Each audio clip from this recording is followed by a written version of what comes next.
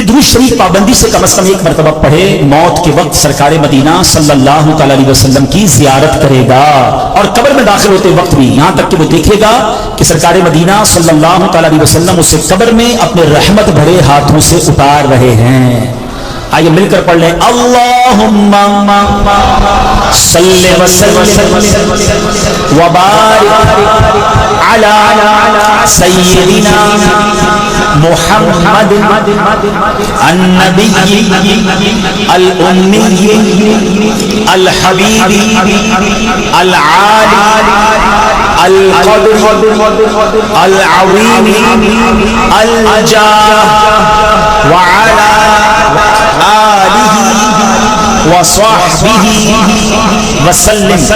حضرت انس رضی اللہ عنہ سے روایت ہے کہ تاجدار مدینہ صلی اللہ تعالی علیہ وسلم نے فرمایا، جو شخص یہ درود پاک پڑھے اگر کھڑا تھا تو بیٹھنے سے پہلے اور بیٹھا تھا تو کھڑے ہونے سے پہلے اس کے گناہ معاف کر دیے جائیں گے۔ مل کر پڑھ لیں، اللہم صلی علی سیدنا و مولانا محمد وعلی آلہ وسلم۔ جو یہ درود پاک پڑھتا ہے اس پر رحمت کے 70 دروازے کھول دیے جاتے ہیں۔ مل کر پڑھ لیں، صلی اللہ علی محمد۔ علامہ احمد سعدی رحمۃ اللہ تعالی بعض بزرگوں سے نقل کرتے ہیں، اس درود شریف کو ایک بار پڑھنے سے 6 لاکھ درود شریف پڑھنے کا ثواب حاصل ہوتا ہے۔ مل کر پڑھ لیں، اللہم صلی علی سیدنا محمد عدد ما فی علم اللہ صلاة دائمة بدوام ملک اللہ۔ ایک دن ایک شخص آیا تو نبی پاک علیہ السلام نے اسے اپنے اور صدیق اکبر رضی اللہ عنہ کے درمیان بٹھا لیا۔ اس سے صحابہ کرام کو بڑی حیرت ہوئی کہ یہ کون بڑے مرتبے والا شخص ہے۔ جب وہ چلا گیا تو سرکار دو عالم علیہ السلام نے فرمایا، یہ جب مجھ پر درود پاک پڑھتا ہے تو یوں پڑھتا ہے، آپ بھی پڑھ لیجئے، اللہم صلی علی محمد کما تحب وترضى لہ۔ شافعی امم صلی اللہ علیہ وسلم کا عظمت والا فرمان ہے، جو شخص یوں درود پاک پڑھے اس کے لیے میری شفاعت واجب ہو جاتی ہے۔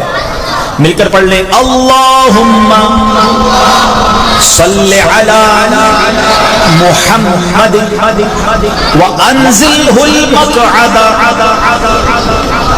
المقرب عندک یوم القیامہ۔ حضرت ابن عباس رضی اللہ عنہ سے روایت ہے کہ سرکار مدینہ صلی اللہ تعالی علیہ وسلم نے فرمایا، اس کو پڑھنے والے کے لیے 70 فرشتے 1000 دن تک نیکیاں لکھتے ہیں۔ مل کر پڑھ لیں، جزا اللہ عنا محمد ما هو اہلہ۔ ایک ایسا آپ کو کمال کا وظیفہ بتاؤں گا، یا ایک ایسی کمال کی حدیث آپ سنیں گے کہ جس میں ایک عظیم الشان فرشتہ جو ہے وہ قیامت تک آپ کے لیے درود پاک، قیامت تک آپ کے لیے دعا کرے گا، قیامت تک آپ کے لیے استغفار کرے گا۔ وہ کیسے؟ اب حدیث سنیے۔ اللہ کے حبیب علیہ السلام فرماتے ہیں، اِنَّ لِلَّهِ مَلَكًا لَهُ جَنَاحَانِ أَحَدُهُمَا بِالْمَشْرِقِ وَالْآخِرُ بِالْمَغْرِبِ۔ آقا فرماتے ہیں اللہ پاک کا ایک فرشتہ ہے، اس کا ایک بازو ایسٹ میں ہے یعنی مشرق میں ہے، اور دوسرا بازو مغرب میں ویسٹ میں ہے۔ پھر فرمایا فَإِذَا صَلَّى الْعَبْدُ عَلَيَّ حُبًّا، جب کوئی شخص مجھ پر محبت سے درود بھیجتا ہے، انغمس فی الماء ثم ينتقد فيخلق الله من كل قطرة منه ملكا۔ آقا فرماتے وہ اتنا بڑا پرندہ جو ہے نا، جب کوئی بندہ مجھ پر محبت سے درود پڑھتا ہے، میرا کوئی امتی، وہ فرشتہ رحمت کے پانی میں غوطہ لگاتا ہے اور اپنے پر جھاڑتا ہے، اللہ پاک اس کے پروں سے ٹپکنے والے ہر قطرے سے ایک فرشتہ پیدا کرتا ہے۔ کتنے قطرے ٹپکیں گے؟ کبھی آپ نے غور کیا؟ کوئی چڑیا پانی میں گر جائے پھر اپنے پروں کو پھڑپھڑائے تو کتنے سارے قطرے گرتے ہیں، اتنا بڑا فرشتہ، اور جب وہ پر اپنے ہلاتا ہوگا تو کتنے قطرے گرتے ہوں گے، اور پھر اس سے کتنے فرشتے پیدا ہوتے ہیں۔ اچھا، جب فرشتے پیدا ہوئے ان کی ڈیوٹی کیا ہے نبی پاک فرماتے ہیں یستغفروا لذالک المصلی علی الی یوم القیامہ. آقا فرماتے ہیں اس کی ڈیوٹی کیا ہوتی ہے؟ پیدا ہونے والے ہر فرشتے کی، وہ فرشتے قیامت تک اس درود پڑھنے والے کے لیے استغفار یعنی دعائے مغفرت کرتے ہیں. ہائے ہائے، ایک درود پاک اس کی برکت سے کتنے فرشتوں کو اللہ پیدا فرماتے ہیں، اور سارے فرشتے درود پڑھنے والے کے لیے دعائے مغفرت کرتے ہیں. تو کاش رمضان میں ایسی درود پاک پڑھنے کی عادت بن جائے کہ پھر پورا سال ہی درود پڑھنے والے بن جائیں. محبت کے ساتھ باآواز بلند درود پاک پڑھ لیں. صلو علی الحبیب صلی اللہ تعالی علی محمد صلی اللہ علیہ وسلم. شاعر لکھتے ہیں دل میں ہو میرے جائے محمد، دل میں ہو میرے جائے محمد، سر میں رہے سودائے محمد. جب گھبرائیں گے آسی ڈر کر، رحمت حق یہ کہے گی بڑھ کر، چین کریں شہدائے محمد صلی اللہ علیہ وسلم. ایک بار پھر درود پاک پڑھ لیں. صلو علی الحبیب صلی اللہ تعالی علی محمد صلی اللہ علیہ وسلم. ہم آلموسٹ ہاف آف رمضان کے قریب پہنچ گئے ہیں، اور ماہ رمضان میں بہت سارے تاریخی واقعات ہوئے ہیں. آج ایک عظیم الشان اسلام کی ہسٹری کا واقعہ جو ہے اس کی طرف ہم کچھ معلومات بھی حاصل کریں گے، اور قرآن کی روشنی میں اس کے کچھ پیغام لینے کی کوشش کریں گے. پہلے قرآن کی ایک آیت سن لیجیے. اللہ قرآن مجید ارشاد فرماتا ہے، پارہ نمبر 4 ہے، سورہ آل عمران ہے، اور آیت نمبر 139. اللہ ارشاد فرماتا ہے وَلَا تَهِنُوا وَلَا تَحْزَنُوا وَأَنْتُمُ الْأَعْلَوْنَ إِن كُنتُم مُؤْمِنِينَ. آسان ترجمہ قرآن کنز العرفان. اور تم ہمت نہ ہارو اور غم نہ کھاؤ، اگر تم ایمان والے ہو تو تم ہی غالب آؤ گے. سبحان اللہ. یہ آیت کس عظیم واقعے کی طرف اور کن عظیم لوگوں کی طرف اشارہ کرتی ہے انشاءاللہ ہم سمجھتے ہیں. اللہ کریم آج رمضان مبارک کے جمعے کی برکت سے ہم سب کی مغفرت بھی فرمائے، قرآن پاک کے نور سے ہمارے دلوں کو منور فرمائے. اس آیت کو انڈرسٹینڈ کرنے کے لیے پہلے میں ایک اور واقعہ آپ کو سناتا ہوں. ایک بیان کیا جاتا ہے کہ کچھ لوگ بحری سمندر میں جا رہے تھے اور اچانک طوفان آ گیا. بحری جہاز بڑے بڑے ہچکولے کھانے لگا، تیز ہوائیں چلنے لگی، مسافر بڑے گھبرا گئے، کلمہ پڑھنے لگے، دعائیں کرنے لگے. سب کو ایسا لگتا تھا کہ اب سمندر میں ہمارا جہاز غرق ہو جائے گا، اور آس پاس طوفان اتنا تھا کہ ان کے قریب کچھ کشتیاں جو تھیں وہ ٹوٹ بھی گئی، یعنی ہر طرف خوف کا عالم طاری ہو گیا. تو انہوں نے دیکھا کہ بزرگ ہیں جو جہاز میں آرام کر رہے ہیں، بڑے سکون سے پرسکون لیٹے ہوئے ہیں. ان کے پاس کہا حضرت ہماری حالت خراب، ہم سب کلمے پڑھ رہے ہیں، چیخو پکار مچی، اب آرام سے سو رہے ہیں. تو انہوں نے جلدی سے جیسے آنکھ کھلی تو کیا پڑھا؟ بسم اللہ الذی لا یضر مع اسمہ شیء فی الارض ولا فی السماء. یہ دعا بڑی پیاری ہے. ویسے ہی کھانا کھانے سے پہلے ہم پڑھتے ہیں، جن کو یاد ہے. ویسے ہی آپ عام دنوں میں بھی پڑھ سکتے ہیں، سفر میں بھی پڑھ لیں. اس کے معنی پہلے ذہن میں رکھیں. اللہ پاک کے نام سے، جس کے نام کی برکت سے زمین و آسمان میں کوئی چیز نقصان نہیں پہنچا. تو انہوں نے کہا کہ دعا تو آپ نے پڑھ لی، مگر آپ اتنے پرسکون کیسے ہیں؟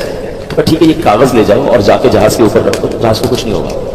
انہوں نے کہا ہمیں کاغذ لیا، بزرگ سے لگ رہے تھے تو اللہ والے لگ رہے تھے. ہم نے جہاز میں جا کے رکھا، جہاز کے جو اوپر ڈیک تھا، تو جہاز تھوڑی دیر بعد ایسا لگا کہ کسی نے اس کو بالکل آسانی سے کنارے سے لگا دیا. ہم نے جا کر جب اس پرچے کو کھولا اور دیکھا اس میں کیا تھا، تو اس میں کچھ اور نہیں تھا، اس میں اصحاب بدر کے نام لکھے ہوئے تھے. اللہ کریم نے اصحاب بدر کے ناموں کی برکت سے اس جہاز کو اس طوفان سے بچا دیا. جان سارا نے بدر و احد پر درود، حق گزاران بیعت پہ لاکھوں سلام. اسلامی تاریخ کا عظیم واقعہ ہوا ہے 17 رمضان. سمجھ رمضان کی 17 تاریخ کی جو واقعہ ہوا، یہ یوم الفرقان بھی کہا جاتا ہے. فرقان کہتے ہیں فرق کر دینا. اس دن ڈیسائیڈ ہو گیا کفر اور اسلام کے درمیان. یہ ایسا ڈیسائیڈنگ مومنٹ تھا کہ جس سے اسلام کو وہ عروج ملا. کیونکہ پلاننگ کیا تھی کفار کی، آپ سمجھیے یہ مارکا ہے، اس کی بہت اہمیت سگنیفیکینس کی ہوتی زیادہ ہے کہ اس وقت پوری دنیا میں صرف 313 مسلمان تھے. اور اس کو اس طرح سمجھیے کہ جس صبح جنگ بدر ہونی تھی تو رات نبی پاک نے بڑا گڑ گڑا کر رو کر اللہ کی بارگاہ میں دعا کی تھی کہ اے اللہ اگر آج یہ مارے گئے تو پھر دنیا میں تیرا کوئی نام لینے والا نہیں ہوگا. تو اب سوچیے کہ اتنی تعداد تھی. چلے کچھ خواتین مدینہ شریف میں ہوں گی، ورنہ آل ٹوگیدر مسلمان بدر میں موجود تھے. اور کفار کا پلان یہ تھا کہ ایک بار ہی جا کر ایسا حملہ کرنا ہے. اتنی پریپریشن کے ساتھ گئے تھے کہ ان کو نیست و نابود کر دیں گے، اسلام ہی ختم ہو جائے گا. سارے صحابہ نبی پاک خود جنگ بدر میں موجود تھے. تو اس دن جو مسلمانوں کو غیبی مدد ملی اور عروج ملا اور اس دن جو فتح ملی، اس نے رہتی دنیا کے کفار پر، رہتی دنیا کے دشمنان اسلام کو یہ میسج دیا کہ جب اسلام کو مٹانے کی کوشش کی جائے گی تو جو ان کا رب ہے وہ غیب سے مدد فرماتا ہے. اور اس مارکے میں جو اس کی اہمیت اور بڑی کہ اس میں فرشتوں کے ذریعے مسلمانوں کی مدد کی گئی. اب اس لڑائی کے بارے میں یاد رہے کہ بخاری شریف کی حدیث ہے. یہ جو صحابہ تھے نا، میں نے بھی آپ کو واقعہ سنایا کہ اصحاب بدر کے ناموں سے اتنا بڑا برکت کیوں ملی. تو بخاری اور مسلم کی روایت میں ہے کہ ایک بار جبریل امین نبی پاک علیہ الصلوۃ والسلام کی بارگاہ میں اور عرض کرتے ہیں یا رسول اللہ آپ اصحاب بدر کو کیسا سمجھتے ہیں؟ تو فرمایا من افضل المسلمین، یعنی غزوہ بدر میں شریک ہونے والے صحابہ سب مسلمانوں میں افضل ہیں. تو عرض کیا یا رسول اللہ، جبریل امین عرض کرتے ہیں یا رسول اللہ صلی اللہ علیہ وسلم، وہ فرشتے جو غزوہ بدر میں حاضر ہوئے تھے ہم فرشتوں کے درمیان جو ان کا یہی مقام ہے. یعنی اللہ نے جس طرح ہم کہتے ہیں کہ اصحاب بدر کا مرتبہ تمام صحابہ میں ٹاپ آف دا لسٹ ہے، تو جو فرشتے نبی پاک اور ان کے ساتھیوں کی مدد کے لیے آسمان سے نازل ہوئے، اللہ کے تمام فرشتوں میں ان فرشتوں کو بھی فضیلت عطا فرما دی گئی ہے. اب یہاں عشق والی بات سن لو کہ جن لوگوں نے اللہ کے دین کی مدد کی، نبی پاک علیہ الصلوۃ والسلام کی بدر کے میدان میں کیوں سمجھے کہ ساتھ دیا، اللہ نے ساری دنیا سے انہیں ممتاز کر دیا. اور جو فرشتے خدمت کے لیے رسول اللہ کی بارگاہ میں حاضر ہوئے، اللہ نے ان فرشتوں کو بھی مقام افضل و اعلیٰ عطا فرما دیا. تو پتہ چلا کہ سرکار دو عالم علیہ الصلوۃ والسلام کو عظیم ہستی ہیں کہ جو ان کا ساتھ دے، جو ان کے ساتھ جو سب کے سپورٹو رول جس نے کردار ادا کیا، اللہ نے یہ مقام دیا. اور اگر اس کی جھلک دیکھنا چاہیں تو آج بھی دنیا میں جو نبی پاک کا نام لیتا ہے، دین کی خدمت کرتا ہے، سچا عشق رسول پھیلاتا ہے، نبی پاک سے محبت کی بات کرتا ہے، اللہ آج اسے بھی عروج عطا فرماتا ہے. سبحان اللہ. وہ شاعر کہتے ہیں نا، ان کے جو غلام ہو گئے وقت کے امام ہو گئے، ان کے جو غلام ہو گئے وقت کے امام ہو گئے، نام لیوا ان کے جو ہوئے ان کے اونچے نام ہو گئے. نام جس نے نبی پاک کا لیا، اللہ نے اس کے ناموں کو بھی اونچا کر دیا. اب اصحاب بدر کے بارے میں علماء فرماتے ہیں کہ ان کے ناموں کے وسیلے سے دعا کی جائے تو مراد پوری ہوتی ہے. ان ناموں کی برکت سے مریضوں کو شفا نصیب ہوتی ہے، چوروں لٹیروں سے حفاظت ملتی ہے، بے روزگاری ہو تو ان ناموں کی برکت سے روزگار نصیب ہو جاتا ہے. غرض کیسی ہی مشکل ہو، اصحاب بدر کے ناموں کے وسیلے سے دعا کریں، انشاءاللہ وہ مشکلات ٹلیں گی اور مرادیں پوری ہو جائیں گی. علماء کرام نے لکھا کہ ان پاک ناموں کا ورد کیا کرے، اللہ اسے ولایت کا تاج عطا فرما دیتا ہے. تو ماشاءاللہ ان دنوں میں یہ خاص دن ہے، صحابہ بدر کے دن ہے نا، 17 رمضان. تو ان دنوں میں سوشل میڈیا پہ آپ کو انٹرنیٹ پہ سرچ کریں گے تو نام مل جائیں گے. آدھا گھنٹہ لگتا ہے تو ان اللہ والوں کے نام لے کر اللہ کی بارگاہ میں ان کا وسیلہ پیش کریں. یا اللہ ان خوش نصیبوں پر تو نے رحمت فرمائی، فرشتوں کے ذریعے مدد فرمائی، اے اللہ ان کے صدقے ہماری بھی دعا قبول فرمائے. یہ بڑے مقبول تھے. اچھا اب اس پوری غزوے کی ایک جھلک میں آپ کو، یوں تو بڑا طویل واقعہ ہے، انشاءاللہ ہم کسی موقع پر اس کو ڈیٹیل میں بیان کریں گے، لیکن چونکہ ینگسٹرز بھی موجود ہیں، یہ بیان لائیو بھی جا رہا ہے، ایک چھوٹا سا میں سمرائز کر دیتا ہوں. یہ جو بارکہ تھا، یہ غزوہ بدر 17 رمضان کو ہوا تھا. اچھا یہ 2 ہجری میں ہوا تھا. پہلے اس کی ڈیٹ سال سمجھیے گا. مسلمان بڑی مشکل سے، ڈیفیکلٹی سے مکے سے مدینے پہنچے تھے، ابھی سیٹل ڈاؤن بھی نہیں ہوئے تھے، دوسرا ہی سال تھا. ان بدبختوں کو چین نہیں آ رہا تھا کہ مدینے پہنچ کیسے گئے، یہ وہاں سکون میں کیوں ہیں. مکے میں تو روز لڑائی ہوتی تھی، روز مارتے تھے، روز مسلمانوں کو تکلیف تھی. اب مسلمان ہجرت کر کے اپنا سب کچھ چھوڑ کر مدینے چلے گئے کہ چلے اب وہاں رہیں گے. مگر دوسرے ہی سال ان ظالموں نے وہاں حملہ کیا اور پلان یہ تھا کہ ونس ان آل اس کو ختم کرنا ہے. اب صحابہ کتنے ہیں؟ 313. تلواریں کتنی ہیں؟ 8. ٹھیک ہے، رمضان شریف کے دن ہیں، کھانے پینے کا سامان بھی زیادہ نہیں تھا، مگر جوش ایمانی ایسا تھا، جذبہ جانثاری ایسا تھا کہ 1000 کا لشکر سامنے ہے اور یہ صحابہ ان کے سامنے کھڑے ہو گئے. روایت میں آتا ہے کہ نبی پاک علیہ الصلوۃ والسلام نے صحابہ سے کوسچن کیا کہ ہم میدان بدر میں جائیں یا رک جائیں. ایک سجیشن تھا، ایک مشورہ تھا. صحابہ کا جو رپلائی تھا نا ذرا سنیے. مسلمانوں کے پہلے خلیفہ حضرت ابوبکر صدیق اور دوسرے خلیفہ حضرت عمر فاروق اور دیگر صحابہ کرام نے عرض کیا یا رسول اللہ، آپ کے لیے مکہ چھوڑا ہے، آپ کے لیے سب کچھ قربان کیا ہے، اب جانے بھی آپ کے نام پر قربان کریں گے. اب ہم سے نہ پوچھے جانا ہے کہ نہیں جانا، we are ready for everything whatever you want, آپ جو فرمائیں گے اس کے لیے راضی ہیں. اب نبی پاک نے انصار کی طرف رخ کیا. ذرا سمجھیے گا، یہ بھی بتاؤ مہاجرین کون تھے، انصار کون تھے؟ مہاجرین وہ تھے جو مکے سے ہجرت کر کے مدینے آئے تھے.